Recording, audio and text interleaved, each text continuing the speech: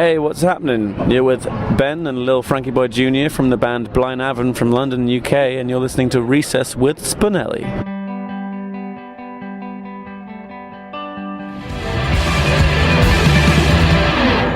You are tuned in to Recess with Spinelli here on WSPN, Saratoga Springs, New York, Hoxton FM, London, England, the International Radio Festival, and the New York State Music Blog. And today we are here with BLAENAVON, who we just met at the Hollow Barn Kitchen in Albany, opening up for Circle Waves. They are from London, and they have a debut album out, which I'm forgetting the name of, but care to enlighten us, and thank you for joining us. Hey, hope you're all having a nice day. We're a band called BLAENAVON. Our debut album is called That's Your Lot. It came out in April, and it's on all good streaming services, and you can buy the CD from our website. Yeah. Would you care to enlighten us on some tidbits of information on this album that would be interesting for the listeners to know? We recorded it with a really amazing producer called Jim Abbas, who's made records with like Adele, Arctic Monkeys, One West Club. We did it over a few weeks over Christmas last year. And yeah, it's a collection of songs that we've been writing over the last 5 years during our high school, college lives, and then finally got it all together and took our time but made something that we think is diverse and inspiring for you guys if you want to check it out. The whole point of it is to see, we wanted to make something that would stand the test of time, so it's kind of an experiment. We'll check on it in a few years and see if it still does. I think it's still good. So what does stand the test of time in music mean? Are we talking about 6 months, a year, a decade? It's your debut album, so it means so much to me personally, because it's kind of like the story of my life up until I'm 21 years old, and I just really hope that in 5 years I'll listen back to it and I won't regret anything. And it's already been a year since we recorded it, and I check it out and I'm like, you did the right thing, Ben. You had the right people, right band, good men, everything's gravy.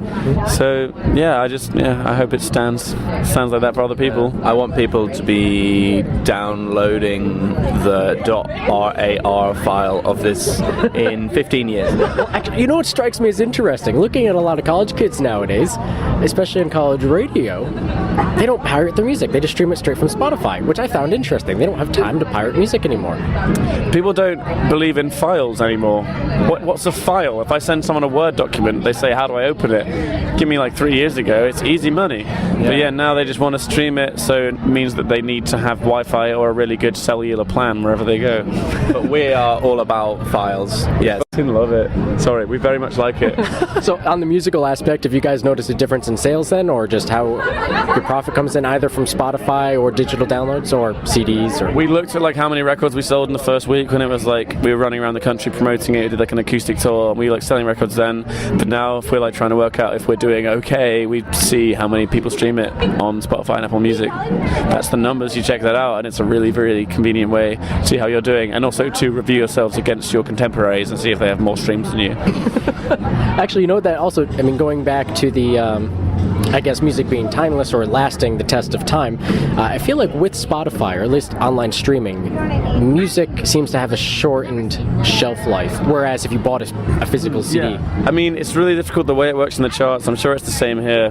Well, I'm not sure if it's the same here, but the streams are such a part of the charts now, but streaming something is not a commitment at all. You can just do that, and it's free, and you can do it for 3 seconds if you want to. But actually buying a CD is committing to an album, committing to giving it time. So I really hope people still involve themselves in physical media, because it's really important. And what we're working on, it's great that people can stream it really easily, but I think if it's something you really love, you don't want to just, the moment you cancel your Spotify subscription when you die, everything you ever owned is gone. Whereas I want people to believe in us enough to buy something that they will put on their wall or stick on their fridge, and it matters. Yeah, if you haven't heard the album, it's actually 59 minutes long, and it's quite bold, and it takes you to a lot of different places. It's not temporary at all. It's it's a bit of a meant to escape the temporal.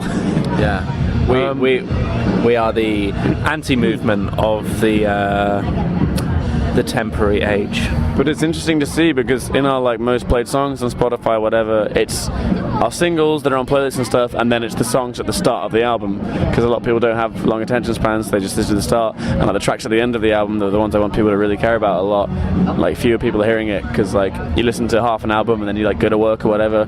But it's really nice to have, especially in the UK, and we're just working on it now in the US because it's the first time here, building up real hardcore fans that really care about it and listen to the whole 59 minutes minutes, and it's like a proper experience, because that's what we want our music to be. Well, when you guys are making the effort to purchase an album, what are some of the things that are going through your head that make you want to, I don't know, make that jump, make that purchase, as opposed to just streaming it for free? It's kind of a strange thing these days, because I don't buy that many records anymore, but I really, if I see someone that's in like a similar position to me, or like they're a friend of mine, or there's someone that I think is doing a good thing, and even if I don't think I'm going to play the record that much, I'll buy it on vinyl instead of like streaming it, just because like £20 for me is like quite a lot of money, but it's like a massive thing for them to sell a record, so I just want to support people that are trying as hard as I am, because I know it's a big mission. And if people just stream the songs like once on Spotify, it's like I put like years of effort into this, so I try and support people like that, and I want it to be a really nice package. I think people should put as much time as they can into making it a pretty thing, loads of like nice posters, lyrics, stickers, like stuff you can play with, because it's a big investment giving someone like £20 to buy their music, so that's what I look for. You know, some of the bands I've been speaking to actually have said, you know, folks aren't really buying the music per se anymore, but they're buying more into the merchandise.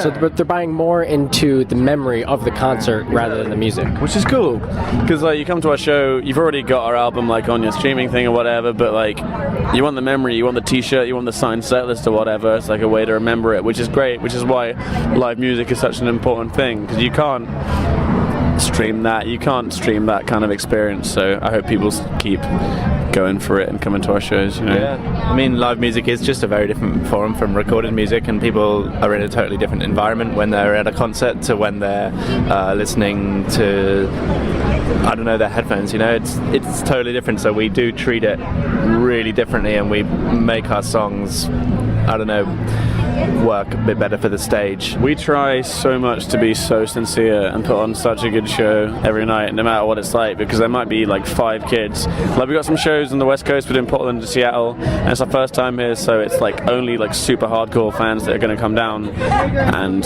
you might play like to a half full room and you're like, oh, this is a bit annoying, and you could be like a bit pissy about it and not really try, but we just want to really properly go for it so that that experience lives in their memory for a long time.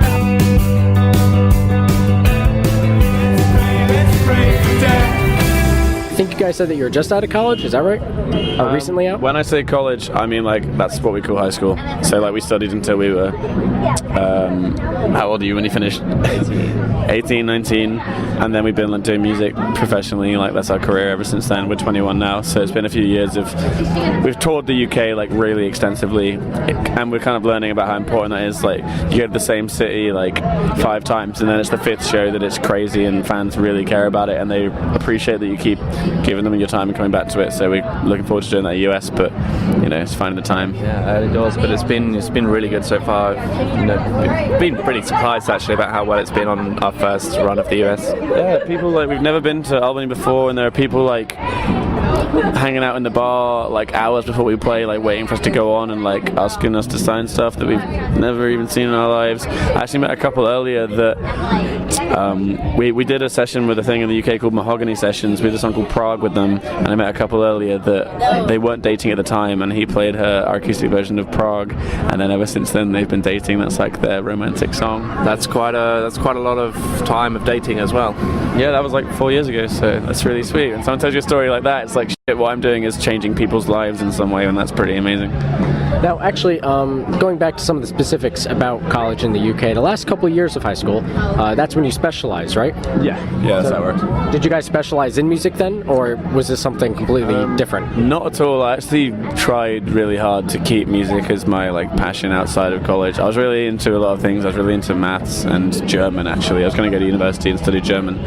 I wanted music to be like my break from that, so my weekends or like my summer when I go to the festivals with the band, and I don't worry about it as like a studying process, because I wanted to keep it like free and fun. So now that this is a full-time job and it's not just the love passion on the side, if you will, what do you have to do to, I guess, remind yourself why you love it?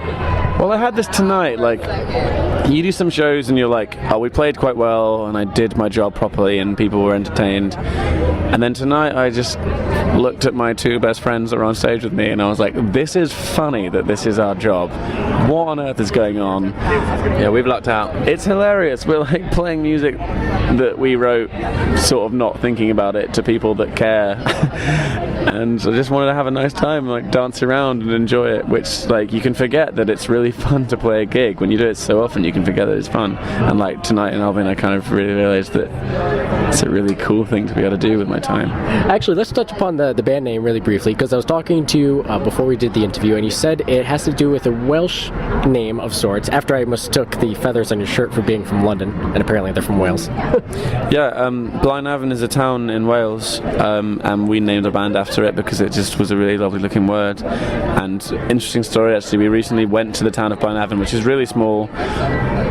We went and played like a homecoming show there. We'd never been there before, and we got the BLAENAVON male voice choir, which was 47 men, like behind a curtain, and it opened up and they joined us for some of our songs, because Magical, yeah. we've kind of stolen their like culture and their name and just used it without really saying much about why we've taken it and what the town's like. And it was good to like properly support the town and say like, we're bringing your brand all around the United States and everything.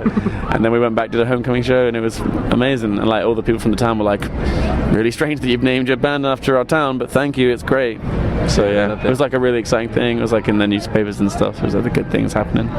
So does anybody in the band speak Welsh? No, not at all. A lot of people in Wales don't speak Welsh really anymore. Yeah. My dad's from Cardiff, but We spoke.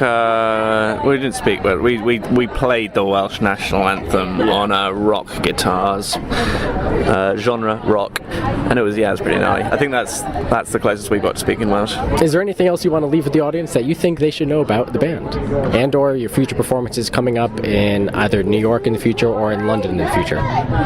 we've got a massive show in London at Shepherd's Bush Empire, which is like a pretty big deal for us because it's where we'd see like big bands that we were fans of when we were kids, and that's happening in November, I think. So if anyone here listening is in London, please come down to that.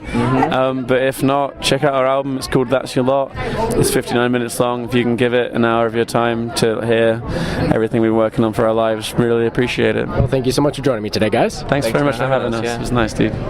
You have been listening to Recess with Spinelli here on WSPN, Saratoga Springs, New York, Hoxton FM, London, England, the International Radio Festival, and the New York State Music Blog. We've been speaking with BLAENAVON from London, and their new album, That's Your Lot, is out and available now.